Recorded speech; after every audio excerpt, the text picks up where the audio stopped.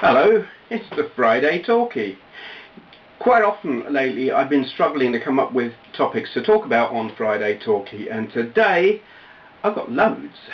It's been one of those weeks where lots of people have been talking about lots of interesting things that I've got something to say about or have an opinion on or whatever. Where to start? There's been a tag going round. I think it was started by BigDaddyDarth. I've seen responses as well by markvergeer and PocketMego. So it is. What do you think on, or what is your take on the streaming game type thing, like OnLive specifically? Where do you stand on that? I have spoke about OnLive before, and I know Ray's position has changed a little. Mine hasn't at all. And what it comes down to is a couple of things. I like my software to be physical. Being a collector, when I pay for something, I want to own it. And to me, if I have paid OnLive money to play a game, if they go bust, I have no access to that game. But there is a bigger thing, a bigger issue. We've got what the hell is it called? Love Film here. It's like your what's that on-demand movie thing? Netflix. You've got in the US. Here we've got Love Film, which it works in two ways. You can receive DVDs and Blu-rays and whatnot, and games even through the post, like the more traditional movie rental thing, which is cool, and we do that. We get a couple of films a week on DVD, and that's cool. But you can also stream it either on your PC or, as we do here, over the PS3. And there is an appeal to that, just being able to look through a list of films and say, let's watch that, and let's watch it now. Great, except probably 50% of the time it just plain doesn't work. The internet here is so completely bloody unreliable that it will stall partway through the film. Sometimes you don't even get like 10 seconds of film before it stalls and sits there buffering. And that just renders the whole thing completely useless. So the idea of trying to play games using a similar method is just a complete non-starter. I do have a theory about this whole... I have heard this from an awful lot of people. And this is stepping aside from the tag video now, because I've kind of that is all I have to say about it. It's not practical. I don't like that you don't own the game you've paid for, but more than that, it just doesn't work where I live. So I won't ever, as long as the internet remains the way it is, I won't ever buy into that. But the other thing, this is risking getting sued for libel or slander or whatever. Yeah. I have heard so many people recently complain, in the UK in particular, about how their internet has recently become vastly more unreliable. Their routers keep dropping out or becoming suddenly very slow. And it crossed my mind, because this has happened to me as well. About 2 months ago, it just all of a sudden, from being ultra reliable and reasonably speedy, just turned to a great big steaming pile of crap that doesn't work half the time. And it occurred to me that at the same time as this happened, BT started advertising their new home hub with a stronger signal, blah blah blah, that is immune to dropout. Now, that's nice, it sounds cool. Fast, powerful, cool, reliable router. Remember, it doesn't matter what ISP you are with in the UK. The phone line is controlled by BT. Doesn't matter who you pay your bill to. The lines are owned by BT. They get leased to other companies, but the people at the end of the day who are controlling the hardware are BT. Does it take a massive leap of the imagination to suggest or think or suspect that the company that is now advertising a router that doesn't drop out might, since they control your phone line, make your router drop out. Mess with the line quality. Send some kind of signal that will just send your router into a hissy fit and make all the lights flash. That's what keeps happening to mine. It's not my router. There is no problem with my router. We've got one which we had for years and worked reliably for years, and we had another one sitting in a box, brand new, as a backup in case the one we were using ever conked out. So when it all began to get unreliable, I swapped it. I put in the brand new one. I put on a brand new line filter, you know, that low pass filter thingy that separates your broadband from your telephone. New one of them. New cables, new power supply. Guess what? It still does it. So, you know, I can't point fingers and say, this is BT doing this, because I can't prove it. But I can say, that's a bit fishy, isn't it? Yeah. Anyway, that's not even what I was intending to talk about. I was talking about the OnLive thing, but I covered that. So many things to talk about. What else was I going to talk about? Yes, Nintendo. Oh my God, what are they doing? Sometimes you just see a company imploding, self-destructing, doing so many things that are completely bizarre and obviously stupid. And Nintendo are going through that phase at the moment. I mean, Rich, ReviewTechUSA, has done a video, he's doing short videos at the moment. They're very precise and to the point.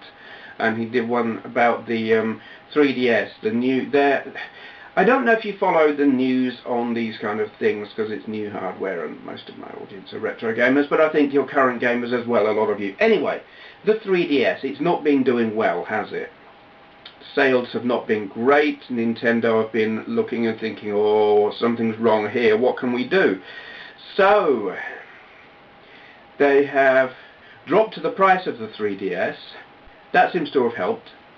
And you would think they have done that in an attempt to boost sales, but it might actually be suggested they've been doing that to try and clear their whole line of stock, because they've got something new to replace the 3DS. And the evidence kind of mounts up, because they've now got this new fandangled thing, add-on for the 3DS, that gives you a second controller, analog stick. I hate when that happens. Phone in my pocket, it's on vibrate, text coming in, makes me jump, because I'm not used to text, because I hate them. Anyway, yeah, add-on thing, second analog stick, makes your 3DS from being a fairly clumsy thing about this big into a great big clumsy thing, and now the phone's ringing. I'll be back shortly. Do you ever feel like people are conspiring to prevent you make a video? So that was Tesco Direct phoning to tell me that there's blue tack under my table. What the hell was that doing there? That wasn't Tesco phoning to say there's blue tack under the desk here. Yes, our delivery has arrived, and the text was Vodafone telling me I can view my bills online. Gee, thanks Vodafone, I'm really pleased that you interrupted me to tell me that.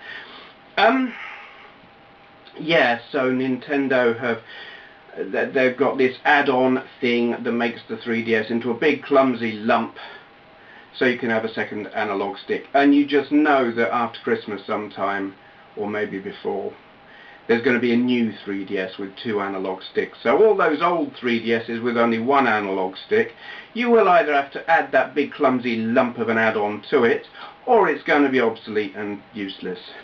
Well, useless if you want to play the games that take advantage of the 2 sticks, and that's probably going to be a lot of them. If, of course, they get any games at all for it, because they're not really getting many games on it, are they?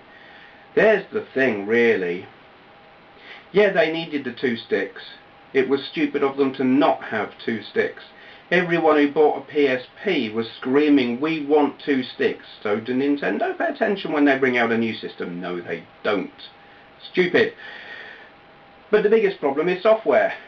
There is no good software. It's the only reason I haven't got one. Love the 3D effect. I'm one of the few people, I think, who actually like it. I had a go on one and loved it. but I didn't buy one, apart from the fact that I'm skint. I had a little bit of money for a little while, and I spent it on something else because I couldn't justify buying a handheld that had got no decent games on it. So yeah, Nintendo basically they're screwing up. I don't know about this Wii U thing yet. I don't like the look of the controller. It looks clumsy and horrible, and I don't give a damn about having a screen in it. So that puts me off. But yeah. Okay. New subject.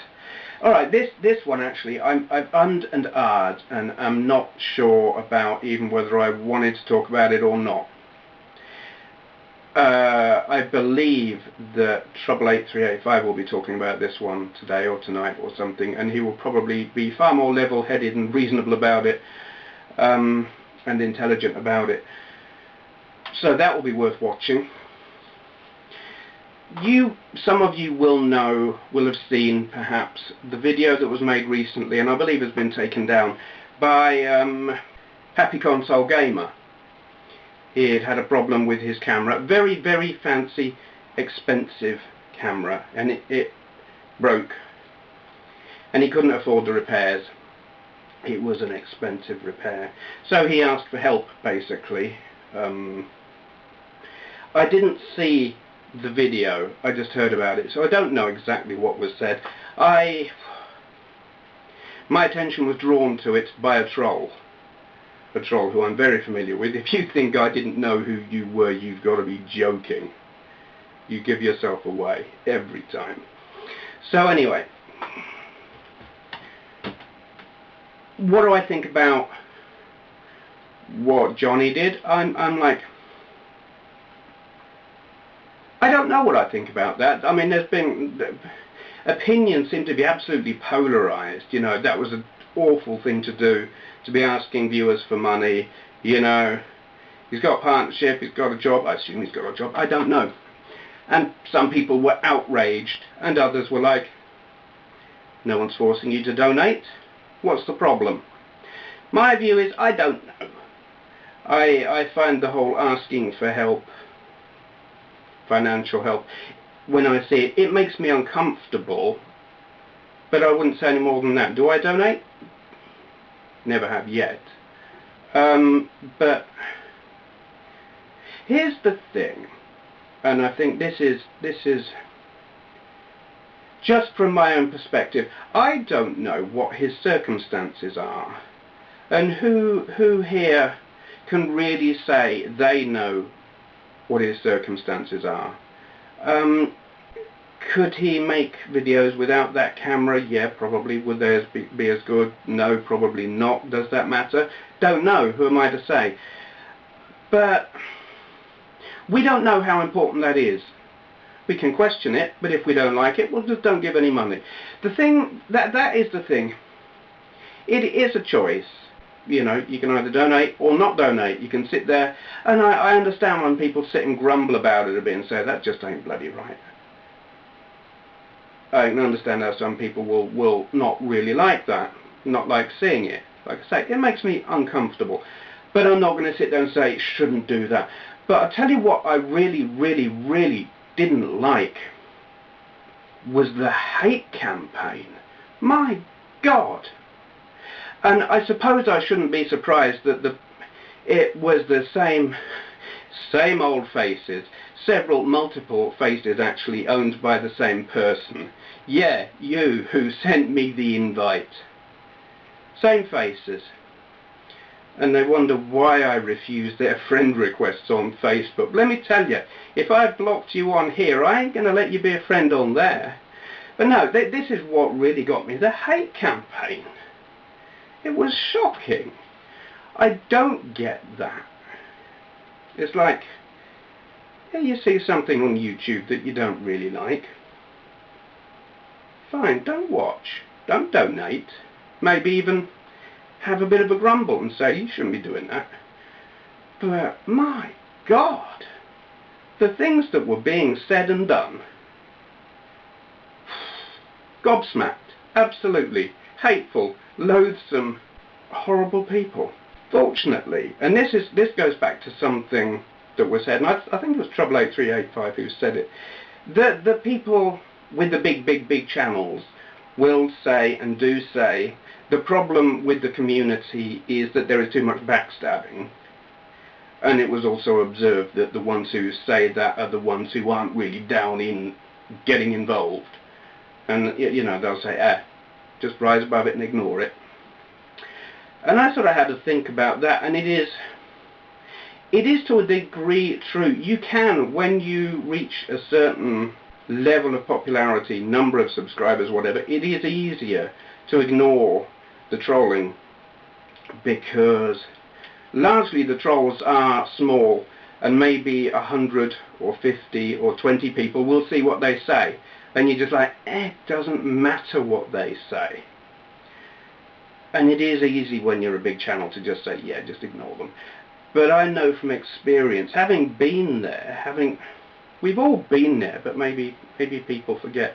When you're a little channel with just 30 or 50 or 100 subscribers, or even 500, or whatever, and you get a troll bad-mouthing you and telling lies about you and damaging how people perceive you, if that person's got as many subs as you have or more, or just a significant proportion, what they say does more harm, and it's so much harder to ignore. And that's where you get into the whole backbiting, slagging off, slanging matches.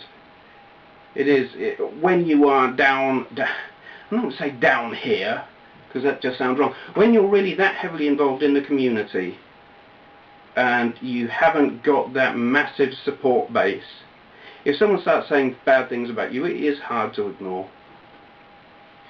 So, yeah, I'm sure the whole slagging off thing won't affect Johnny in the slightest, if he's even aware of it. I don't know, I haven't been along to have a look and see what's being said, to be honest. I saw this stuff going on and thought, oh, that's horrible. Blu-tack's really good, isn't it? I wonder how long that's been now. Okay, that's the negative out of the way. I suppose I don't have a really strong point about Johnny's video. It's like, I don't know what his circumstances are any more than you know what my circumstances are. Because you don't. Because I don't tell you. You think you know to a degree. I'll tell you, you don't. And who knows what his are? Who knows? It's not for us to judge. But the trolling, the hate campaign, yeah, I found that appalling. Not happy to see that at all. Though, seeing the people involved, I suppose it didn't surprise me. Okay, moving on, because that was a bit negative, and it's so easy to get drawn into the negative when there's so much good stuff to talk about. I've got something good to talk about now. Well, it's a shout out, and it's a good channel. Because all of the channels I shout out are good. I wouldn't shout out a bad one. Let me turn the camera around. There we go. God, I'm reminded of that. I was watching it recently in the Shenmue video, my last Shenmue video. Here you go, as he slides the glass of milk down the bar. Yeah, okay, that's completely irrelevant. Getting back to the subject in hand, GTTV. GT3 X24 X7. Probably pronounced GT3 24/7. Anyway, as you will probably know if you're remotely familiar with my channel and the kind of stuff that I like to play, I like driving games, and guess what? This phone is ringing again. Okay, back in a moment. It's a conspiracy, I tell you. They don't want me to record this video. I don't know who they are. Well, no, that's not true. I mean, it's Vodafone, it's Tesco, it's my wife phoning from work to say hello. So, yes, GT3 24/7. What was I saying? I've forgotten. I've been gone. You won't notice. To you, it's like seconds. I haven't been gone even. I've just said I've been gone, and as far as you're concerned, I've been here all along. But I have forgotten what I was saying. Those of you who are familiar with my channel and my taste in gaming will know that I like driving games a lot. And guess what this channel is full of? Driving games. Lots and lots of driving games. I believe they're like long plays or playthroughs, or call them what you like. Anyway, you've got Need for Speed Most Wanted, Blacklist Rivals. Okay, I Need for Speed lost me actually after Need for Speed 1, but that's neither here nor there. I like watching these things even if I don't necessarily want to play them. Bus Driver.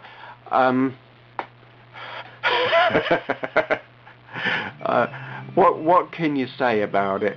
It's a bus driving simulator. Yeah, you just have to watch things like that. Some Commodore 64 games. Pinball Power. Okay, I don't know that one. Yeah, you got all sorts on here, so it's not all driving. More. Yeah.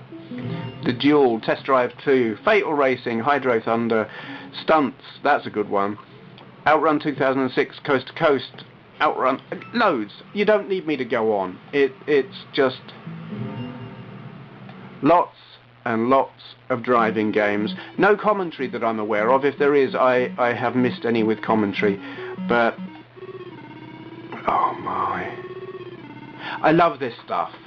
Driving games. It's all I need to tell you. I will put the link down there, as usual. If you like your driving games, do check this channel out. It's just got so much. What else have we got? There are a few that aren't. Epic Pinball, which is great because I like pinball as well. The cycle, more pinball. Alright, this guy's taste in games is awesome. He likes driving, he likes pinball. Brilliant. Nothing more I can say really, just great. GT3 X24 X7. GTTV. There we go then. Now we come to the pointless closing comments. Why are they pointless? Because I pretty much never do any of the things I say I'm going to do, or the things I say I'm going to do I will do over a much longer period than it takes to get to the next closing comment on the next Friday Talkie. Haven't done any Shenmue yet, so I didn't do what I said I was going to do. Have got more Atari stuff coming. I've got so much Atari stuff coming up. Masses and masses and masses. I've actually got 3 weeks worth. If I put out an Atari video every day except Friday, I've got 3 weeks worth just already in the can, edited, ready to go. But I'm only uploading them once a day. You know. I've actually done it that way, partly because I want to get through all the games on this flash cartridge so I can get it back to Mark, and partly because when I have them all stockpiled like that, I then have more time to spend doing important things like building my website and looking for a job. I am still out of work. It's a difficult time, so time has to be spent looking for work, and that is a full-time job in itself. Yeah. Don't know why I'm telling you that. It's none of your business. So what is coming up? It's more of the same, isn't it? Can you hear the cogs whirring? I don't know what I'm going to talk about here, so I'll probably just go. Yeah. Thank you for watching.